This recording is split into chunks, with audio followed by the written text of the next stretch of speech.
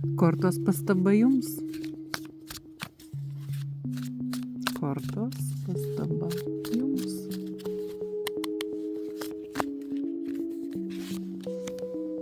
Penkios lazdos. Na štai, ir kartojasi kortos. Vadinasi, tikrai yra dėl ko pakovoti, yra dėl ko pastovėti už save. Galimas laikas dabar yra konfliktiškas laikas. Galbūt kažkokį konfliktą turite, o galbūt tiesiog jau nuo visko pavargote ir nebeatlaikote tos konkurencijos, kad sukasi visokios mintis galvoje. Nenuleiskite rankų. Šiandien matyt apie tai kortos kalba.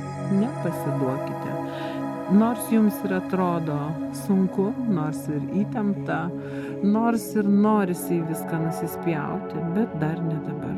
Pakovokit, parodykit, ką jūs galite. Pirmyn, drąsiai, ir jums pasiseks. Kad matytumėte daugiau išsamių video, spauskite patiktuką ir prisijungkite prie kanalo narių.